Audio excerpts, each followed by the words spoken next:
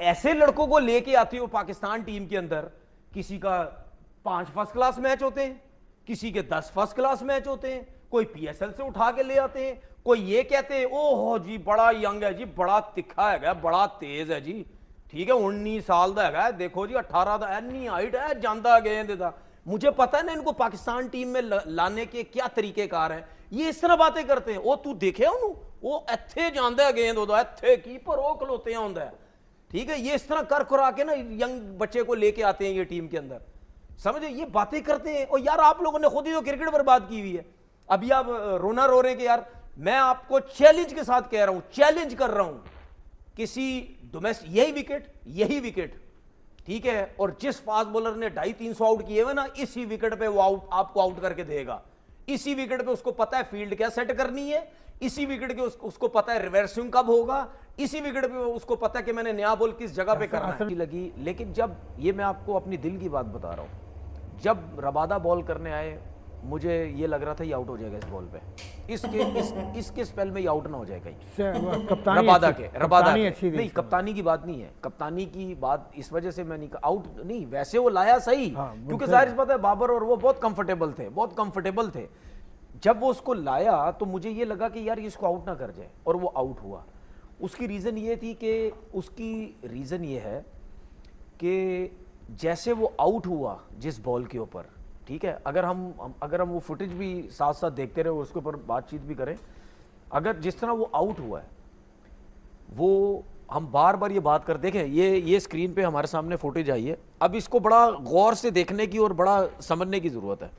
सबसे पहले जो ये राइट साइड पे जो आ रही है पिक्चर, ठीक है, उस पे आप पाँव देखे बाबर आजम का कितना आगे गया हुआ है, ठीक है, इतना आगे पाँव नहीं होना चाहिए। और अगर हम इसका टो भी देखेंगे, टो पूरा नीचे नहीं लगा हुआ, इसकी हील पे, ठीक है। जब आप इतना आगे आएंगे और उसके बाद आप ये देखें, जब बॉल उसके पैड पे बाबर के लग रहा है तो कहां पे लग रहा है, नी से ऊपर लग रहा है, नी से ऊपर का मतलब, और जब वो बॉल हिट हो रहा है लेफ्ट साइड पे देखें, बॉल जो विकेट पे लग रहा है तो समझो बेल्स पे लग रहा है। अगर ये सब चीजें देखें तो इसका मतलब ये है कि फ्रंट फुट का बॉल नहीं है, ये बैक फुट का बॉल है, क्योंकि बॉल जो है वो बेल्स पे लग रहा है जाके।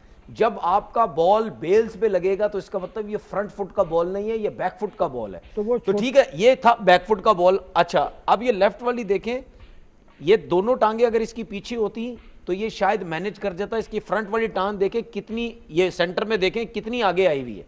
अच्छा, उसके बाद बाबर का ये खेलने का स्टाइल है, वो इतना आगे आता है, और उसके बाद जब उसको बॉल आगे गिरते हैं ना, आगे जब गिरती है तो उसका पाँव स्टक हो जाता है। जब स्टक होता है तो उससे वो पीछे नहीं आ पाता। तो जब आप पीछे नहीं आ पाओगे, इतना आगे आप चले जाओगे, तो इसीलिए जब रबादा बॉल करने आया था मेरे को ये डर था कि इसको बॉल अंदर हो गया तो ये लेग बिफोर ना हो जाए। अमूमन हमने कितनी दफा देखा कि नए बॉल पे भी कट होके बॉल एकदम से अंदर आता है तो ये आउट होता है। इससे बच कैसे सकते हैं? इससे बच ये सकते हैं कि ये जो आप छोटा सा शफल करें, इतना आगे मत जाएं। अच्छा, इतना आगे जा रहा है, अगर हम इसका पाँव देखें ना तो ये पाँव ही आगे आया हुआ लेकिन हील पे है। जब आप पंजे पे आ जाते हैं ना, छोटा पाँव निकालने का मतलब ये है कि आप हील पे नहीं जा रहे, आप पंजे पे आ गए हैं। अच्छा, जब आप पंजे पे आएंगे ना, जब पंजे पे आएंगे फिर आपके पंजे में पावर आ गई, आपके पैर में पावर आ गई है। अब आप फौरन बॉल की लेंथ को देख के उसको एकदम से आगे पीछे कर लेंगे। लेकिन जब आप हील पे आएंगे तो हील पे एकदम से पीछे कैसे आ सकते हैं? आप नहीं आ सकते। क्या बात है, ये क्या बात है, आप नहीं आ सकते। मैं तो समझ रहा था 31वां ओवर था और रिवर्स हुआ था बॉल। नहीं, रिवर्स हुआ है, कह रहे थे। देखिए रिवर्स हुआ है, लेकिन जो मुझे ऐसा लगता है जो उसका खेलने का तरीका था या जो टेक्निकली उसको प्रॉब्लम है उसकी वजह से आउट हुआ। अभी यही बॉल अंदर आया था, यही बॉल आप रिजवान को खेलते हुए देखें, वो नहीं आगे जा रहा, वहीं खड़े खड़े यूं खेल देता है। या माकरम को देखें, वो खड़े खड़े वहीं खेल देते, ये फ्रंट वाला पाँव इतना आगे उनका नहीं जा रहा। तो स्पिनर्स पे जिस तरह बाबर ने काम किया ना, दूसरी चीज उसके लिए ये रह गई है जिस पे वो बहुत ज्यादा आउट होता है। अब इसके ऊपर थोड़ा सा उसने काम करना है, क्योंकि बॉलर्स ने ना उसको, बाबर को पकड़ लिया है इस जगह पे कि इस लेंथ से बॉल आप अंदर लेके आओ, इसका पाँव आगे आता है, स्टक हो जाता है, ये लेग बिफोर के ज्यादा चांसेस होते हैं। ठीक है, बार बार अगर आप किसी चीज पे आउट हो रहे हैं ना, तो इसका मतलब ये आप में कोई फॉल्ट है, आप उसको नहीं कवर कर पा रहे। ठीक है, तो लेकिन आज जिस तरीके से उसने इनिंग खेली, मेरे हिसाब से जो अब्दुल्ला शफीक ने 41 किए, जो बाबर ने 42 किए हैं, इवन सऊद शकील ने 38 किए हैं, ये बहुत इंपॉर्टेंट रन्स थे। और सबसे ज़्यादा इंपॉर्टेंट रन मैं बाबर के लिए इस वजह से कह रहा हूँ क्योंकि उसके ऊपर जितना प्रेशर था, ठीक है, उसके ऊपर बहुत प्रेशर था। और सेकंड इनिंग में तो ज़्यादा मुश्किल है क्योंकि बॉल तो वैसे ही इतना और ब्रेक हो रहा है। लेकिन आप एक और चीज़ देखें, देखने में तो हमें ये लगता है कि बॉल बहुत ब्रेक हो रहा है, लेकिन ये भी हमने एक चीज़ माइंड में रखनी है, जो बैट्समैन सेट हो रहा है उसको बॉल इतना तंग नहीं कर रहा।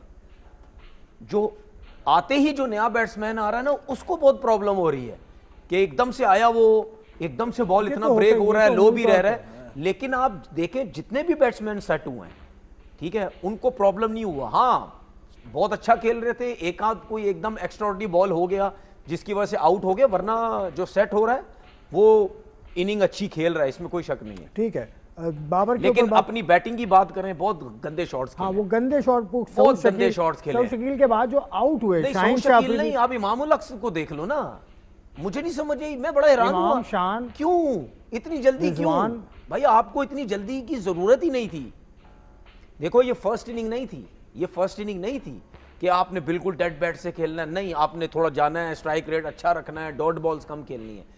ये सेकंड इनिंग तो आपने स्टे होके खेलना है, आपके पास टाइम भी बहुत था, लीड भी अच्छी खासी आपको मिल गई थी, आपको इतनी जल्दी करने की जरूरत ही नहीं थी।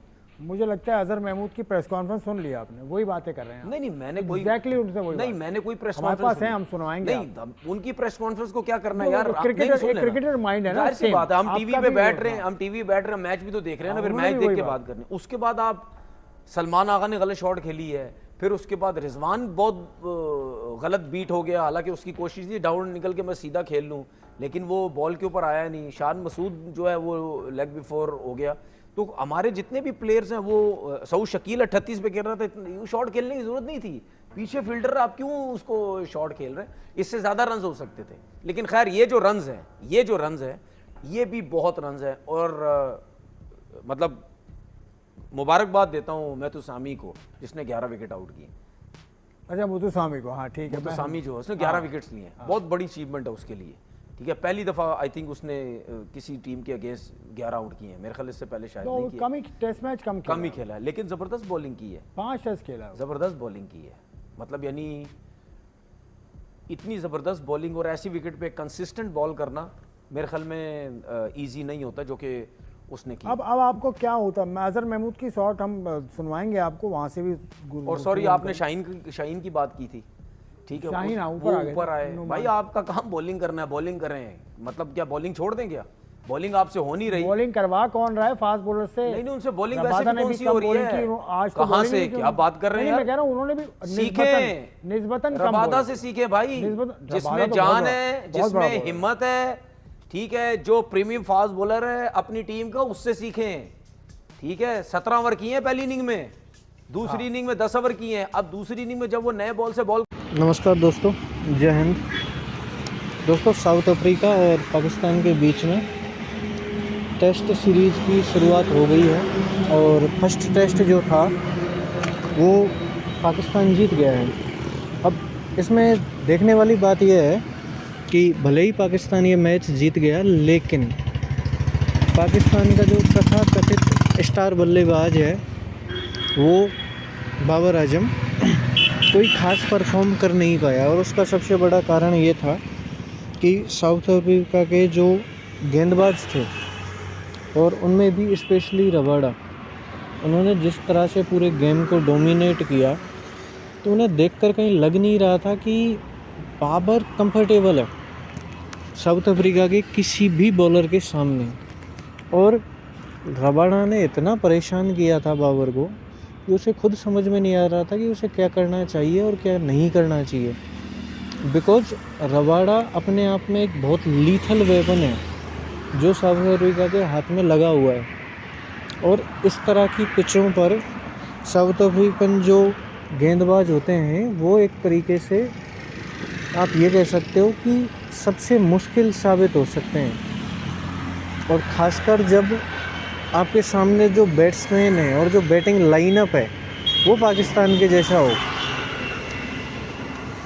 अभी देखने वाली बात ये थी कि बाबर जो थे वो पहली इनिंग में 23 बना पाया, और सेकंड इनिंग में 39 बनाकर आउट हो गया। बाकी पाकिस्तान के जो कुछ बैट्समैन थे उन्होंने अच्छा परफॉर्म किया था, जिनमें रिजवान भी था। रिजवान के साथ साथ अगर हम बात करें तो शान मसूद और इन सब ने, इमाम उल हक, इन सभी ने अच्छी बैटिंग का पेश की थी। लेकिन हाँ, इन्हें ऐसा कोई क्रेडिट हमें कोई भी पाकिस्तानी जो था वो देते हुए नहीं मिला। बिकॉज उसका सबसे बड़ा कारण ये है कि अगर बाबर वहाँ 50 भी लगा देता तो फिर वाह वाही होती, लेकिन अगर इनका अब वो बढ़ाई करते हैं तो फिर ये सीधा सीधा बाबर को नीचा दिखाने के बराबर हो जाता है उनके लिए। तो अभी वो ऐसा कुछ करेंगे नहीं, और इनफैक्ट बाबर का जो पीआर है वो मेंटेन रहेगा। अब देखने वाली बात अब इसमें ये होगी कि अगले टेस्ट में जो बाबर आजम है वो क्या करते हैं, वो अपनी करंट परफॉर्म को ही बरकरार रखते हैं या फिर कुछ चेंजेज